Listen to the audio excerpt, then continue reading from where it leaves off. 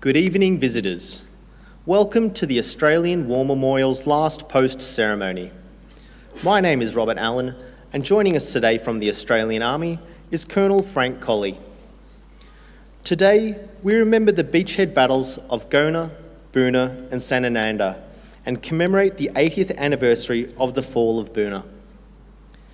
The battles for the beachheads began in November 1942, following the conclusion of the Kokoda Trail campaign.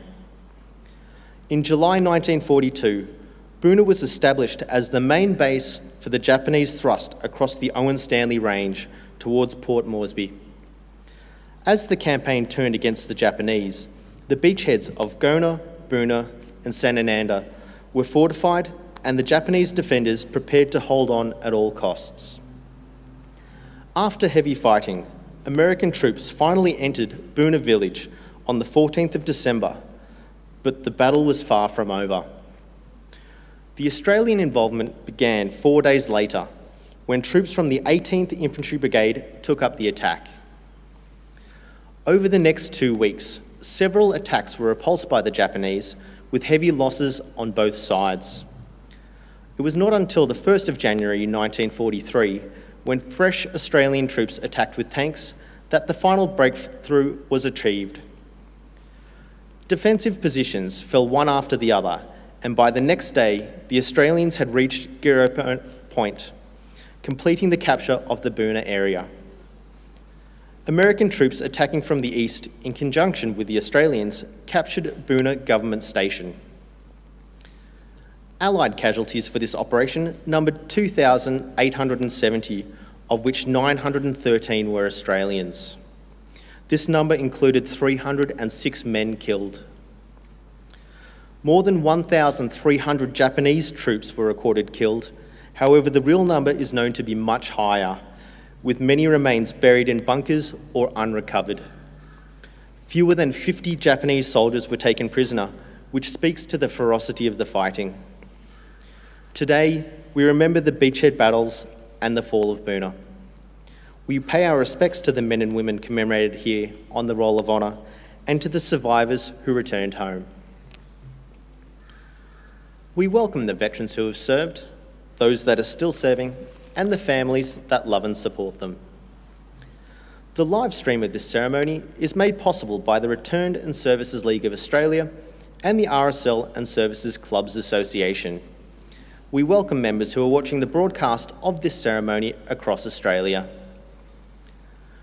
During this evening's ceremony, wreaths will be laid at the base of the pool of reflection by visitors to the memorial.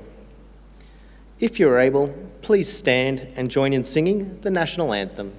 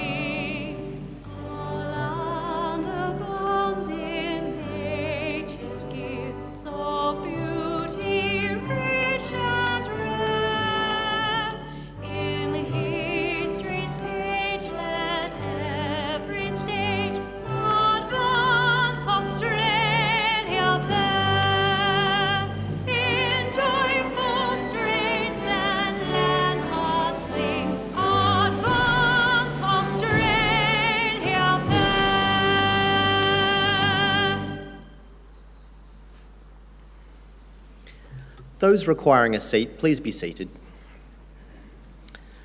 The Australian War Memorial was the vision of Charles Bean, Australia's First World War official historian. Bean landed with the Australian troops on Gallipoli and stayed with them at the front through to the end of the war.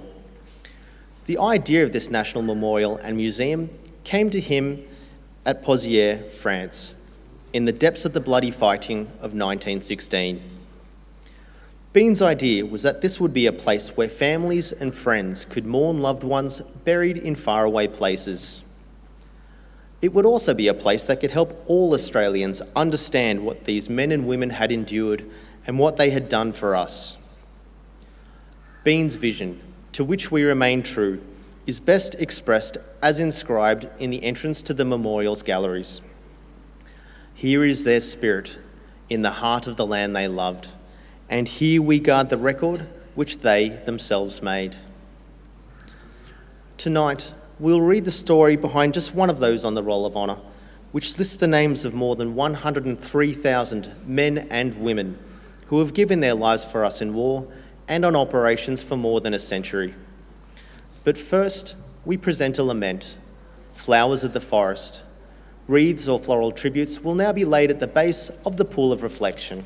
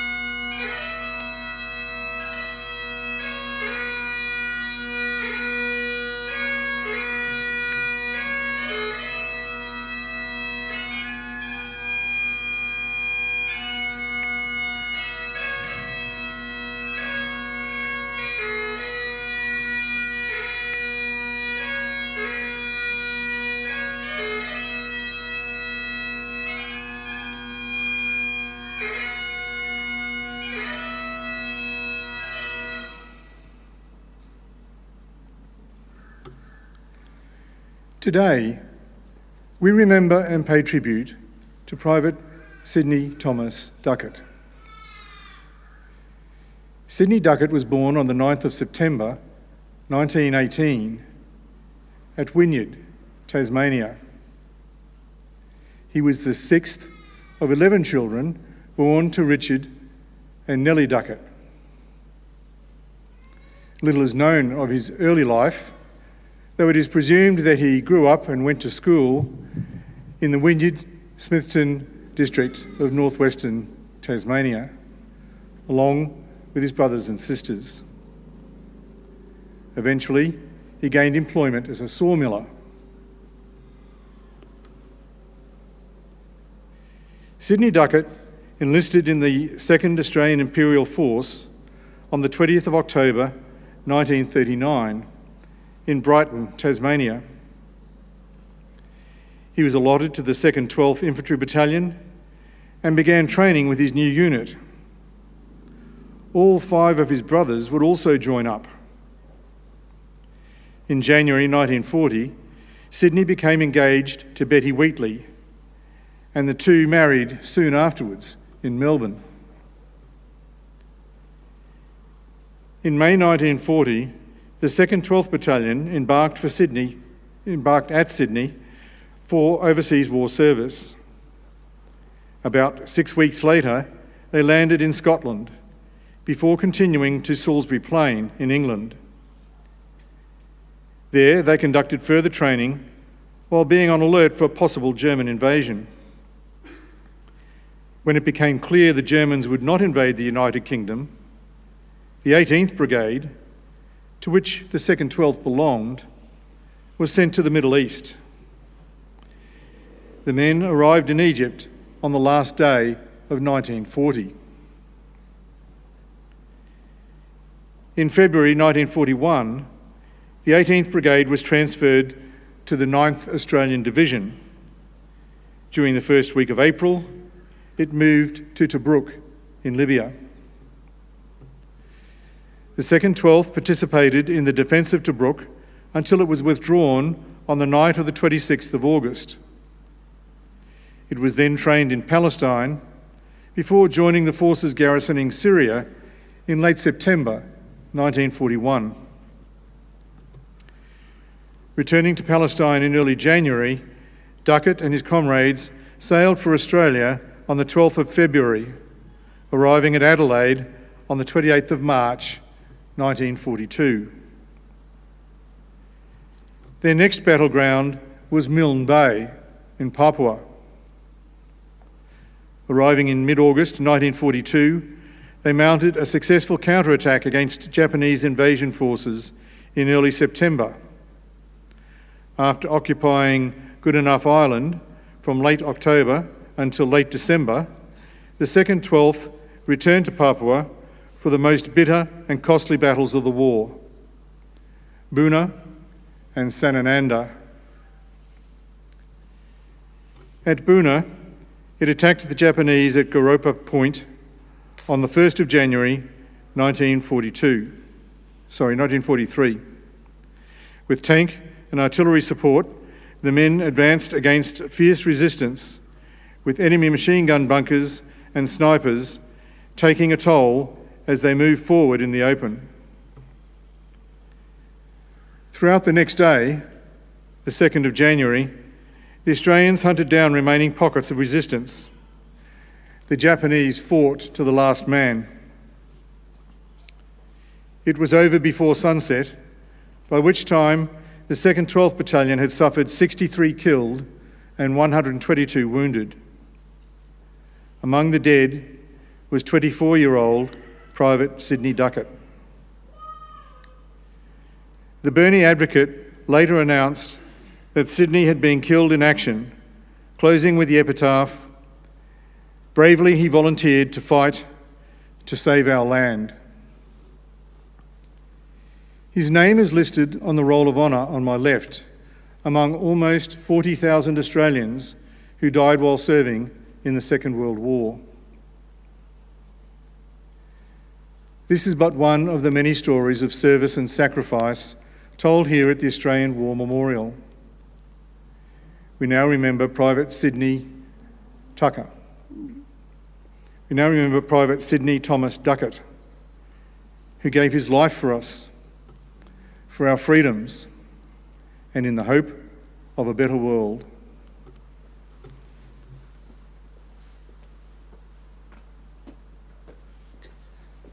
Please stand for the reading of the ode and the sounding of the last post.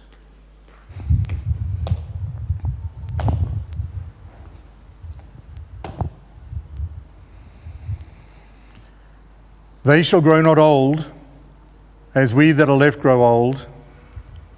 Age shall not weary them, nor the years condemn. At the going down of the sun, and in the morning, we will remember them. We will remember them.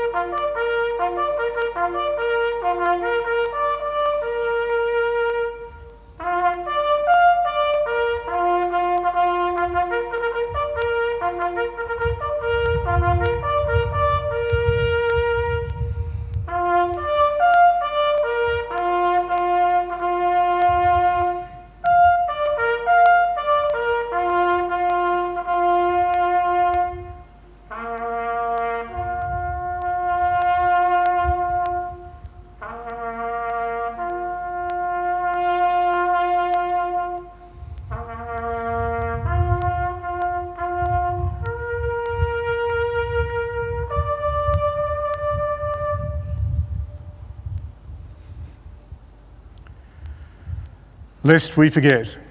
Lest we forget.